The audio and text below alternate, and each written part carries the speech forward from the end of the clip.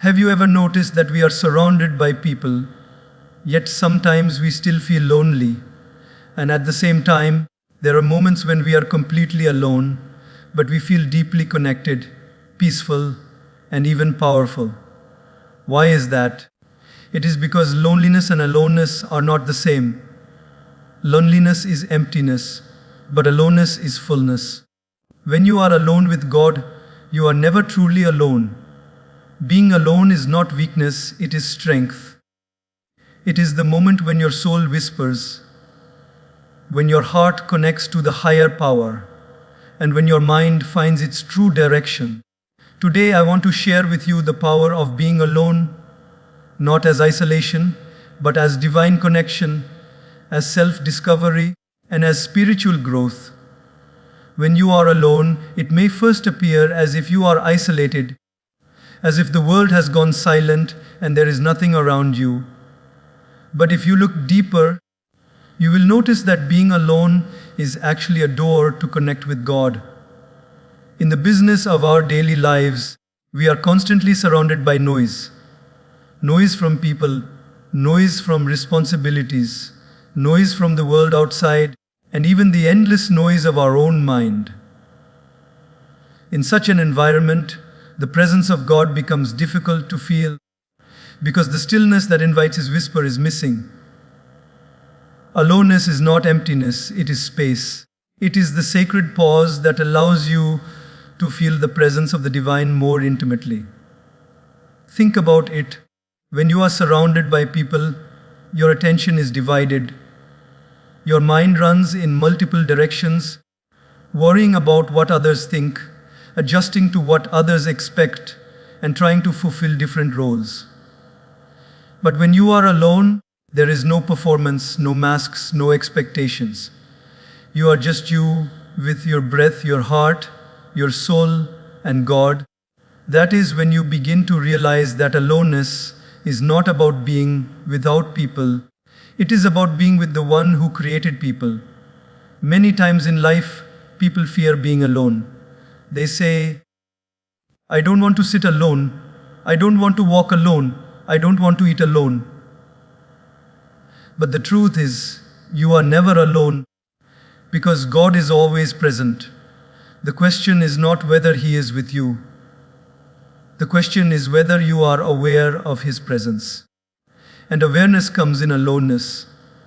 When you sit in silence, when you close your eyes, when you allow yourself to step away from the constant noise, you suddenly feel a calmness rising from within. That calmness is not random. That calmness is the divine making Himself known to you. Imagine a person who spends a few minutes every morning sitting alone in quiet reflection. No phone, no social media, no distractions. Just sitting with eyes closed, breathing deeply, and silently offering gratitude to God. That person may walk out into the day with a different kind of energy, calm, centered, and strong. Why? Because in those moments of aloneness, he connected with something beyond himself. He tuned into the presence of God, and that divine connection gives him strength to face the day. On the other hand, think of someone who never allows themselves to be alone. They constantly surround themselves with people, with television, with endless activities just to avoid silence. That person may be busy, but deep down they feel restless, incomplete, and anxious. Why? Because they are disconnected from their own soul and disconnected from God. Busyness may distract you, but only aloneness can connect you. Aloneness also teaches you that true strength does not come from the outside world, but from within. When you sit alone and close your eyes, you start realizing that everything you need is already inside you, because God has placed it there. The courage to face challenges, the wisdom to make decisions, the love to heal relationships, the patience to wait for the right moment. All these gifts are already planted in your heart by God. But you will only discover them when you give yourself the space to be alone and listen. Even in nature, we can see this lesson. A seed grows in darkness, deep in the soil, completely alone. Nobody sees it, nobody applauds it, nobody appreciates it. But in that quiet aloneness, something powerful happens. The seed breaks open, and life begins to emerge. Later, it grows into a tree that gives shade, fruit, and shelter. But all of that began in aloneness. Your soul is just like that seed. God sometimes places you in moments of solitude, not to punish you, but to prepare you. That is where your roots grow deeper and your connection with Him becomes unshakable. So, instead of running away from being alone, embrace it. Turn off the noise for a while. Put aside the distractions. Sit with yourself and remember that you are sitting with God. Talk to Him. Listen to Him. You don't always need fancy words. Sometimes silence is the most beautiful prayer. In those silent moments, you will realize that the greatest companion of your life has always been with you. People may come and go, but God remains constant. People may understand parts of you, but God understands all of you. And once you learn to enjoy your aloneness with God, your relationships with others also improve. Because now, you are not entering relationships out of desperation or emptiness. You are entering them out of wholeness and love. You no longer depend on others to complete you, because you already feel complete in your connection with God. And that makes you more peaceful, more patient, and more compassionate. So the next time you find yourself alone, don't rush to fill the space. Don't grab your phone, don't panic, don't run away. Instead, smile and say, "This is my sacred time. This is my chance to connect." And in that quiet moment, you will feel what the world cannot give you: the gentle, loving, powerful presence of God. Aloneness is not weakness, it is the hidden workshop of strength. When you are surrounded by people, you may borrow their courage, rely on their presence, or lean on their words. But when you are alone, there is no one to lean on. And that is where you discover that the greatest support you could ever have is already inside you. Aloneness is the classroom where life teaches you resilience, patience, and faith. It is in solitude that you realize you are stronger than you thought, braver than you imagined, and more capable than you believed. In daily life, many people avoid being alone because it makes them feel vulnerable. They think, if I'm alone, it means I'm weak, unwanted, or unloved. But the truth is the exact opposite. Strength is born in solitude. Think about a mountain. A mountain stands tall, unshaken by storms, winds, or rains. Does the mountain depend on other mountains to hold it up? No. It stands in its own strength, rooted deeply into the earth. In the same way, when you embrace your moments of aloneness, you begin to grow roots of courage within yourself so that no storm of life can easily shake you. Imagine a student preparing for an exam. In the classroom, the teacher explains, the students discuss, and there is collective energy. But when the exam day comes, each student sits alone with a paper and pen. No one else can write for them. No one else can give them answers. That quiet moment of sitting alone with the test reveals whether they have prepared, whether they have absorbed the knowledge, and whether they have the strength to perform. Life is exactly the same. Your exam days often come in moments of solitude. When challenges hit, when difficulties arrive, you may find yourself alone. And that is when your inner strength, built in solitude, will carry you forward. Take another example from nature: the eagle.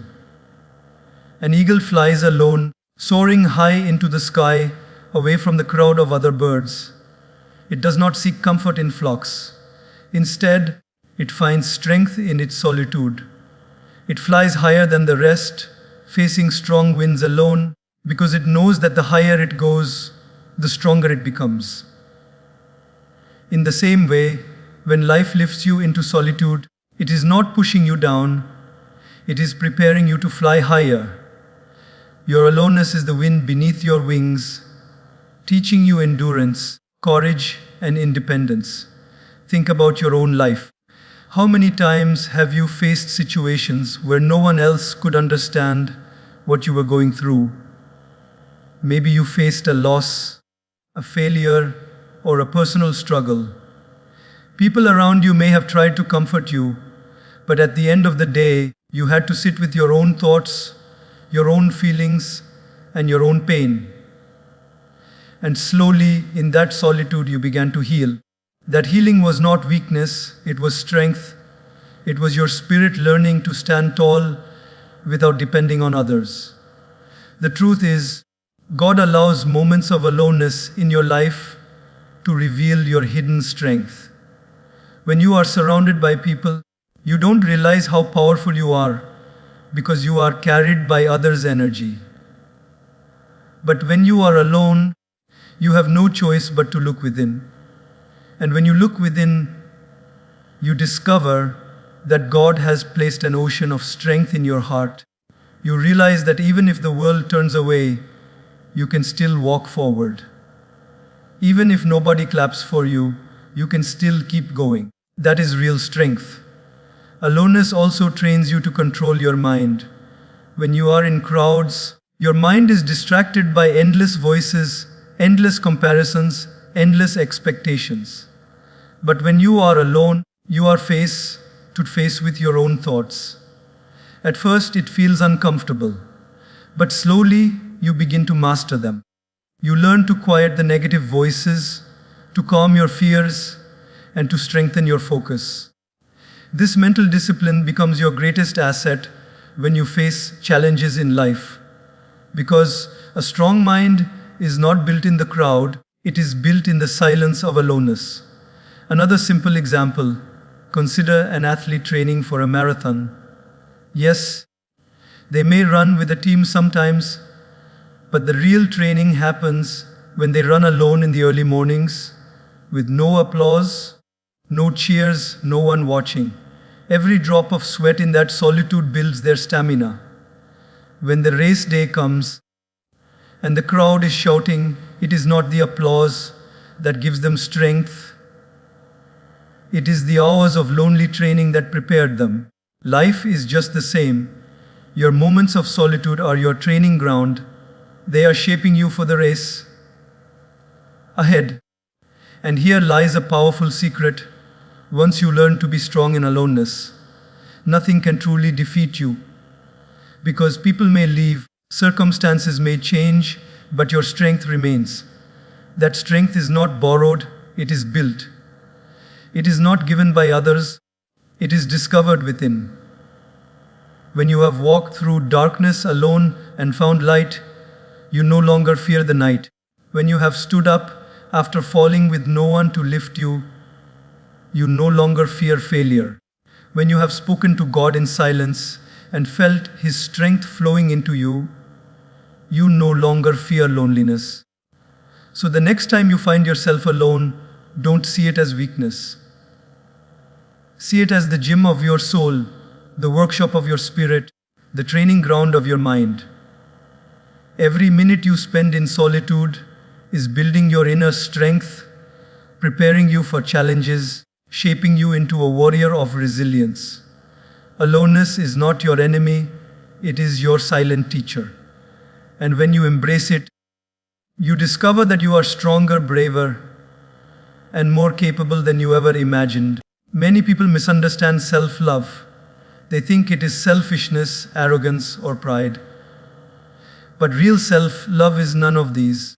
Real self-love is simply appreciating yourself as God created you.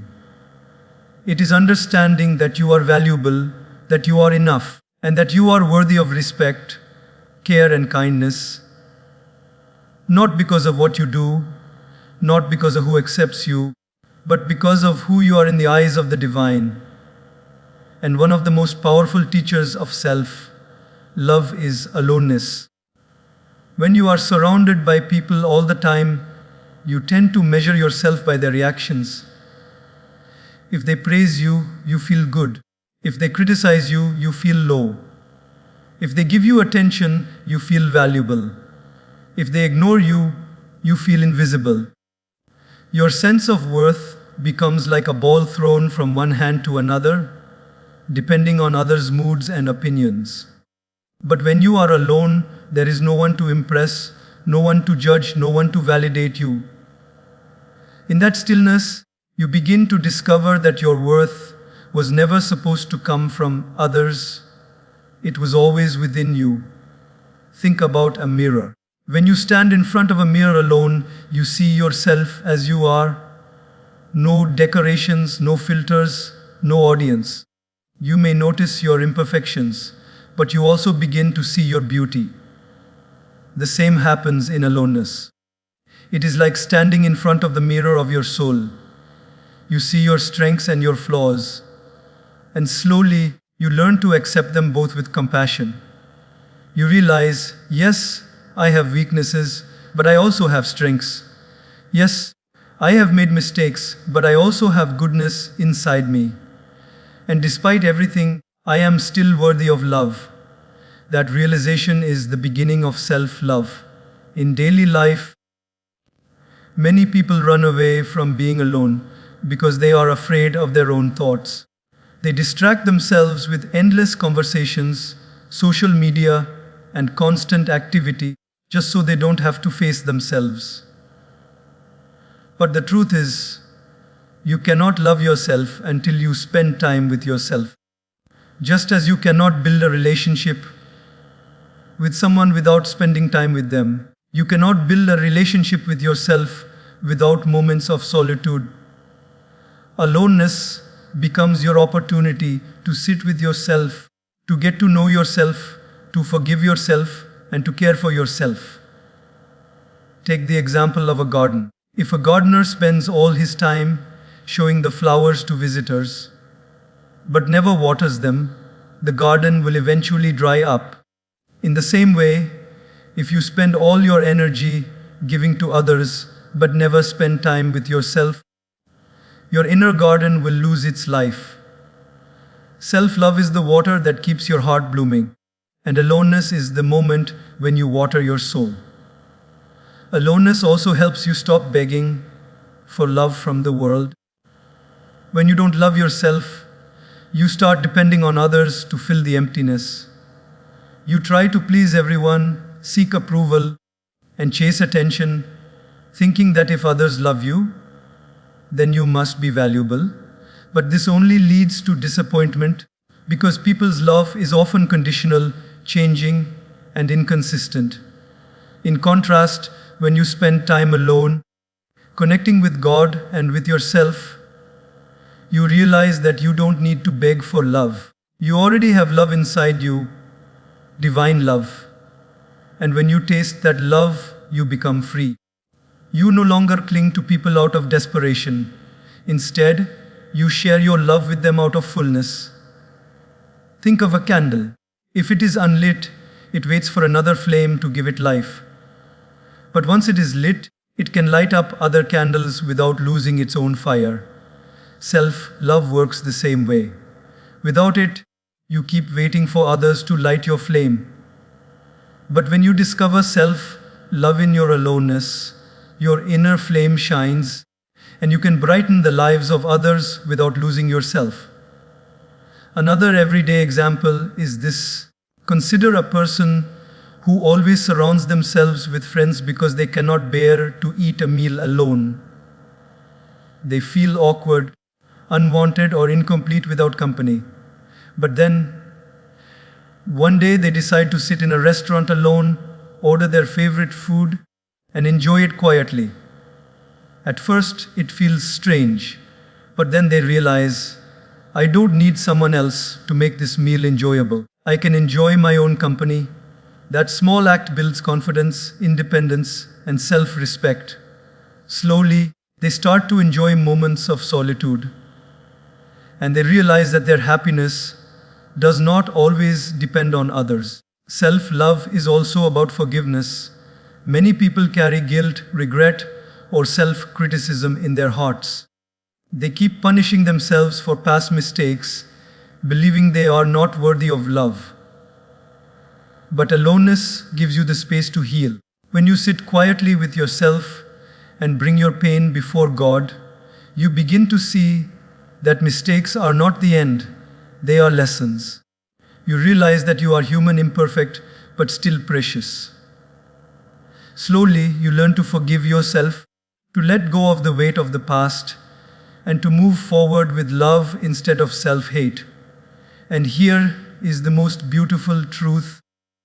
When you learn to love yourself in aloneness, you become a better person in togetherness. You no longer enter relationships out of fear of being alone, but out of the joy of sharing.